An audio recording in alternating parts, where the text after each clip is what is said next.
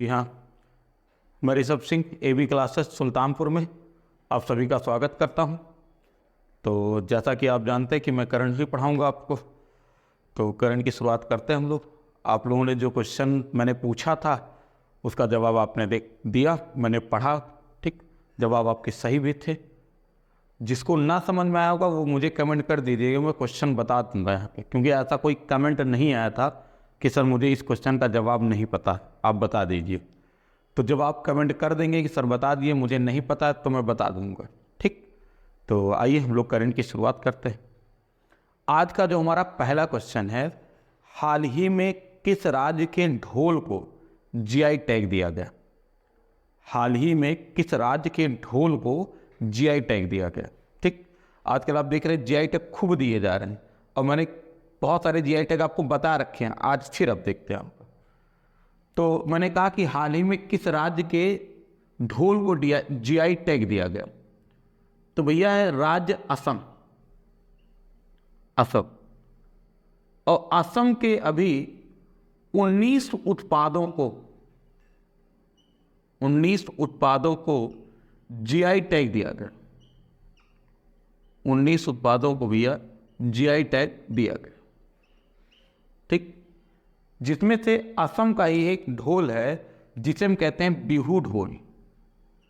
तो असम के बिहू ढोल को भी जीआई टैग दिया गया, ठीक। तो असम के 19 उत्पादों को जीआई टैग दिया गया, उसी में से एक ढोल है जिसका नाम है बिहू ढोल, उसे भी जीआई टैग दिया गया। इसके अलावा भी असम के बहुत सारे उत्पादों को जीआई टैग दिया गया। अगर हम 19 में से एक तो बता दिया, और एक आध दो में बात करूं आपसे, तो एक है जैसे असमिया जापी। असमिया जापी ये भैया यहाँ की एक टोपी, इसे जीआई टैग दिया गया। एक है सार्थेवारी। सार्थेवारी, सार्थेवारी, इसे भी भैया क्या दिया गया? जीआई टैग दिया गया। ये एक धातु है सार्थेवारी, ठीक। अगर हम बात करें ऐसे ही पेनीमेटिका क्राफ्ट, पेनीमेटिका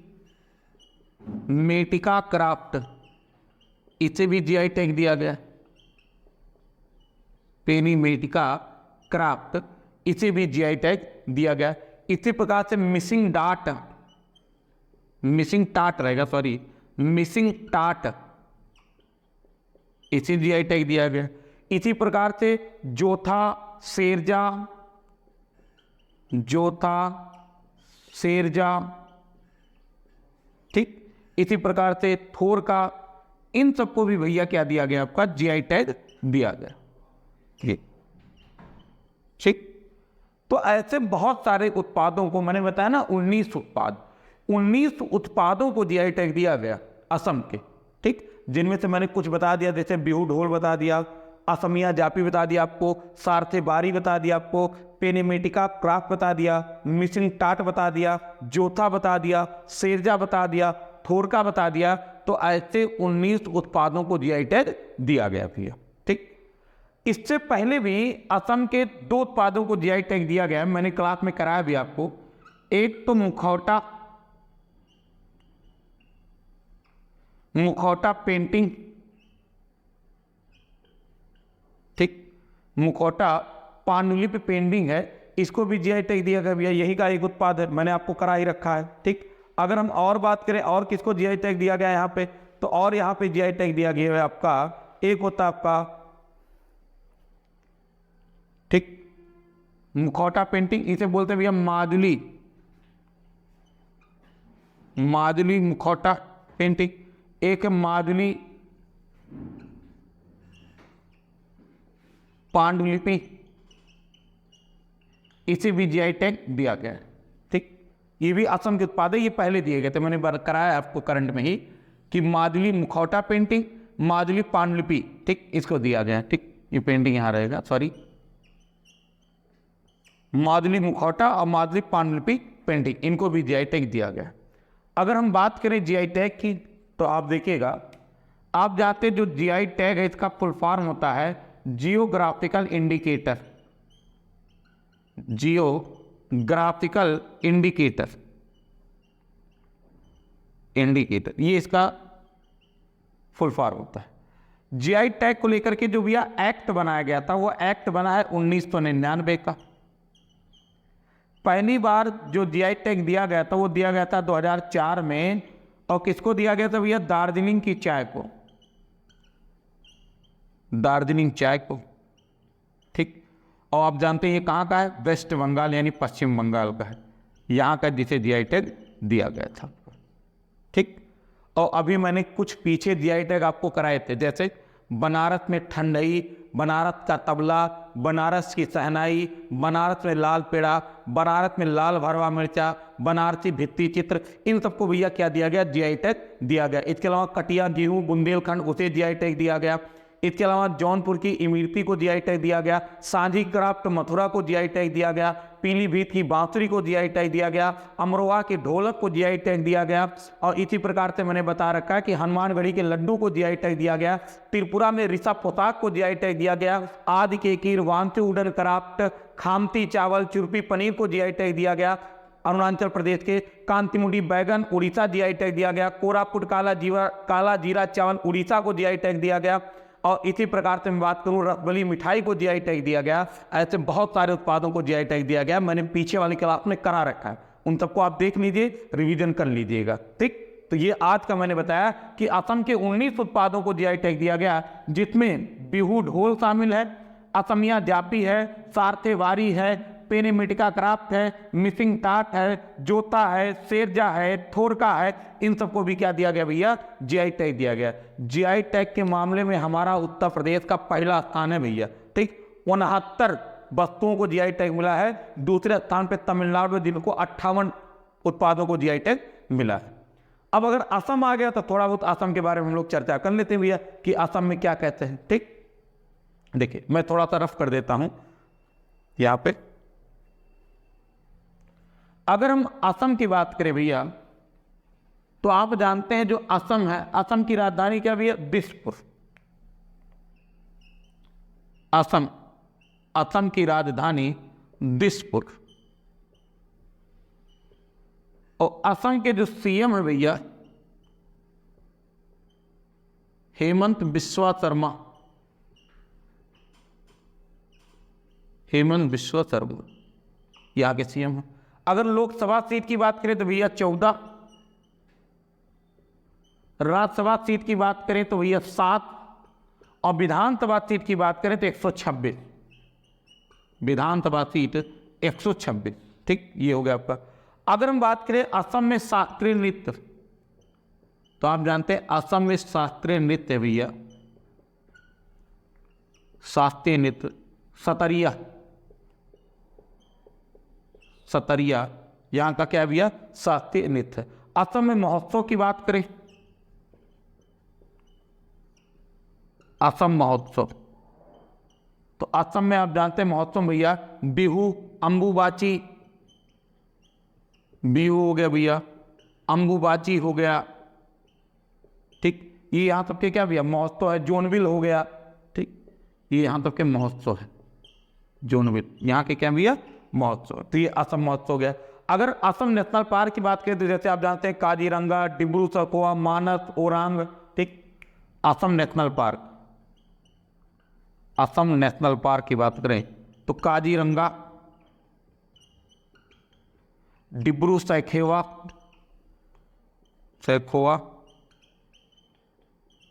मानस,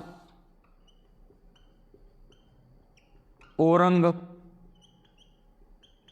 ठीक। ये सब भैया क्या है? यहाँ के जीआई सॉरी यहाँ के नेशनल पार्क, ये हो गया आपका, ठीक। तो असम के बारे में, असम की राजधानी दिसपुर, जो सीएम है, सीएम आपने देखा कि हेमंत बिस्वा शर्मा है, लोकसभा सीट 14, राज्यसभा सीट 7, विधानसभा सीट 126, असम शास्त्रीय नृत्य सतरिया, असम महोत्सव बिहू, अम्बुबाची, जोनबिल, असम नेशनल पार्क काजीरंगा, डिब्रू सैखोवा, मानस और ओरंग है, ठीक। ये सब यहाँ के क्या भैया? नेशनल पार्क हैं। तो ये बात हो गई किसके बारे में? असम के बारे में। अब हम अगले क्वेश्चन की तरफ बढ़ते हैं कि हमारा अगला क्वेश्चन क्या है, ठीक। तो अगर हम अगले क्वेश्चन की बात करें तो अगला क्वेश्चन आज के लिए बहुत इंपॉर्टेंट भी है, ध्यान में रखिएगा। क्वेश्चन है भैया कि पेरिस ओलंपिक के लिए क्वालिफाई करने वाली एकमात्र भारतीय भारोत्तोलक कौन है? पेरिस ओलंपिक के लिए क्वालिफाई करने वाली एकमात्र भारतीय भारोत्तोलक कौन सा है? ठीक, इनके बारे में हमको जानना है। तो पेरिस ओलंपिक, पेरिस ओलंपिक, तो भैया ये जो पेरिस ओलंपिक है इसकी शुरुआत हो रही है 2024 में। कहाँ होगा? फ्रांस की राजधानी पेरिस में होगा। ठीक, और पेरिस ओलंपिक में जाने के लिए पहले क्वालिफाइंग मैच होता है। उस क्वालिफाइंग में एकमात्र भारोत्तोलक हैं, एकमात्र भारोत्तोलक है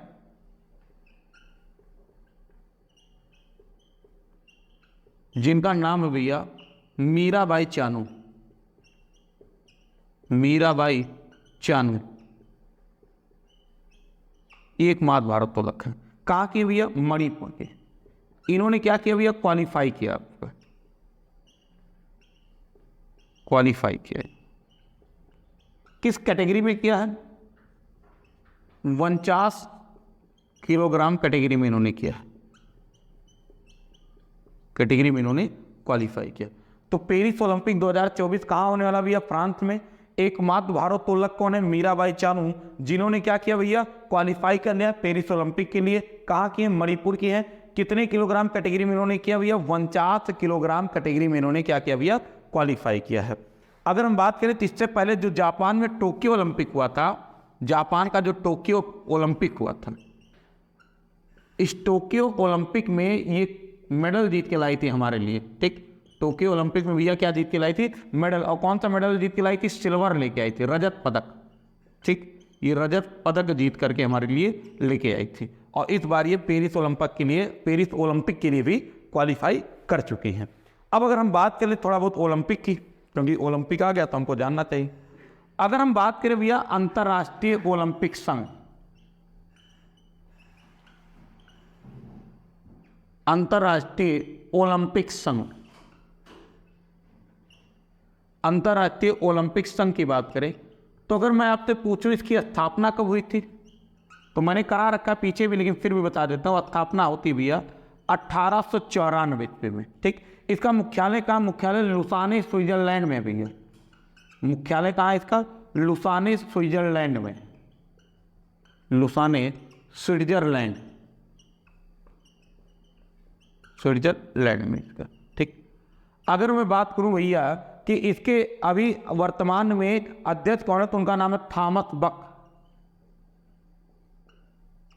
थॉमस बक, कि इसके क्या है भैया? अध्यक्ष। तो जो अंतर्राष्ट्रीय ओलंपिक संघ है इसकी स्थापना हुई थी 1894 में। मुख्यालय लुसाने के स्विट्जरलैंड में है और इसके जो अध्यक्ष भैया वो थॉमस बक हैं। ठीक, अगर मैं बात करूं भारतीय ओलंपिक संघ की, भारतीय ओलंपिक संघ, तो भैया जो इंडियन ओलंपिक काउंसिल है इसका जो स्थापना हुई थी वो थी 1927 में। मुख्यालय कहाँ भैया इसका? दिल्ली में।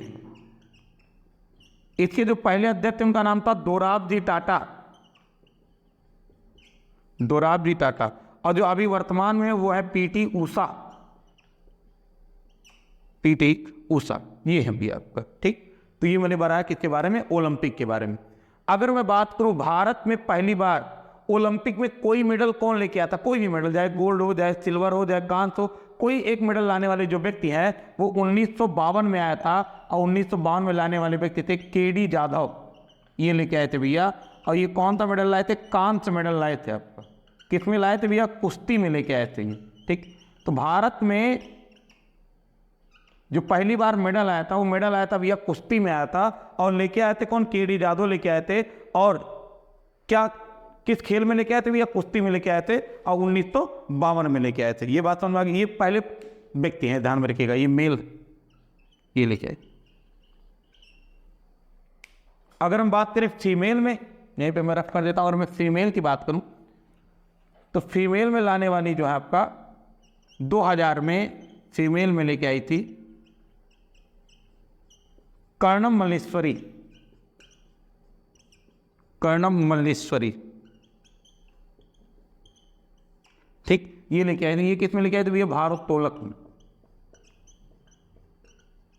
तोलक में लेके आई थी। ठीक, और ये कौन सा मेडल लेके आई थी भैया? ये भी कांस्य लाई थी। कौन सा मेडल लाई थी? कांस्य।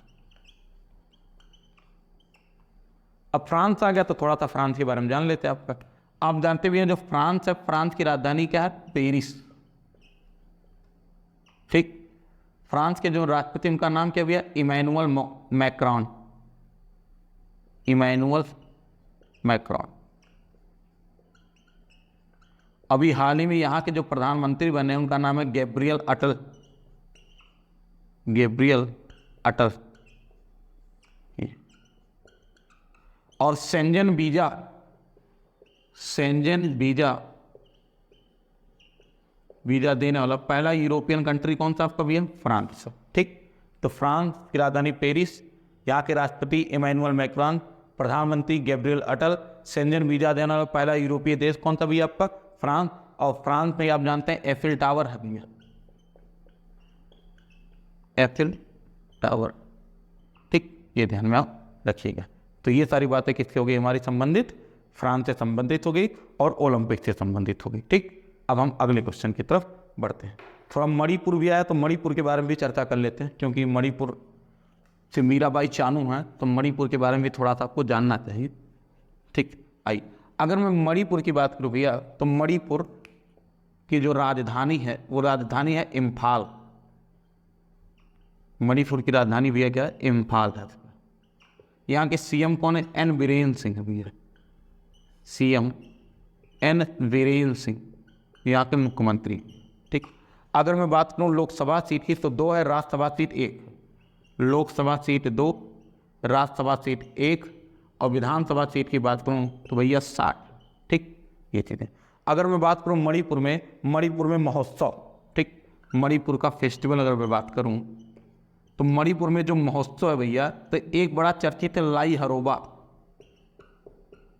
लाई हरोबा। ठीक, ये एक महोत्सव है जो बहुत चर्चित रहता है यहाँ पे। इसके अलावा एक कांग है, एक संगाई है। ठीक, ये भी यहाँ के महोत्सव। कांग है, संगाई है, ये सब भी यहाँ के क्या भैया? महोत्सव है। तो राजधानी Imphal, CM N Birendra Singh, Lok Sabha seat 2, Rajya Sabha seat 1, Vidhan Sabha seat 60 है। मणिपुर महोत्सव, लाई हरोबा, कांग और संगाई। ठीक, मणिपुर में भैया एक झील है लोकटक झील। मणिपुर में एक झील है भैया बड़ी फेमस है, लोकटक झील। लोकटक झील, ये जो लोकटक झील है इसी के पास में एक नेशनल पार्क है जिसका नाम है केबुल लामजाओ। केबुल लामजाओ ये नेशनल पार्क है भैया। और ये जो पार्क है ये विश्व का एकमात्र तैरता हुआ पार्क है। विश्व का एकमात्र तैरता हुआ पार्क। विश्व का एकमात्र तैरता हुआ पार्क है। ठीक, ये विश्व का एकमात्र तैरता हुआ पार्क है, ये भी ध्यान में आप रखिएगा। ठीक, तो इतनी बातें हो गई हमारी किससे संबंधित भी है? मणिपुर से। अब हम अगले क्वेश्चन की तरफ बढ़ते हैं। अगला क्वेश्चन है हमारा आज का कि भैया एक वाहन एक फास्टैग। एक वाहन एक फास्टैग। ठीक, एक वाहन एक फास्टैग। एक फास्टैग। एक वाहन एक फास्टैग नियम किसने लागू किया? ठीक, तो एक वाहन एक फास्टैग, या आप कह सकते हैं कि वन व्हीकल वन फास्टैग नियम लागू करने वाली जो संस्था है उसका नाम है भैया NHAI। NHAI। ठीक, यानी नेशनल